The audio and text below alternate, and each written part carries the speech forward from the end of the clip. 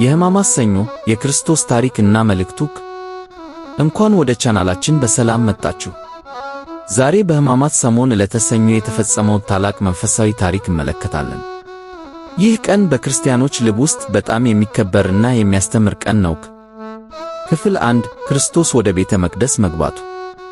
በዚህ ቀን ጌታችን ኢየሱስ ክርስቶስ ወደ ኢየሩሳሌም ገብቶ ቤተ መቅደስን ጎብኝቶ ነበር። ነገር ግን በቤተ መቅደስ ውስጥ የተሰሩ ክፉ ሥራዎችን በማየት ተቆጡ። ቤቴ የጸሎት ቤት ይባላል፣ እናንተ ግን የሽፍታ ዋሻ አድርጋችኋል ብሎ ነገራቸው።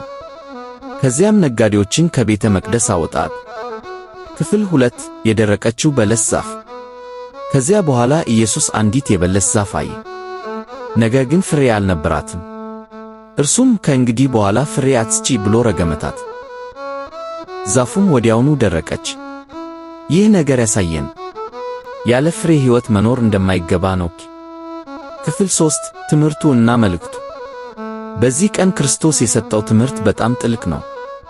ቤተ መቅደስን መከበር፣ ንጹሕ ሕይወት መኖር፣ ፍሬ ያለው እምነት መኖር፣ እነዚህ ሁሉ ለእኛ ዛሬ የሚሰጡን መልእክቶች ናቸው።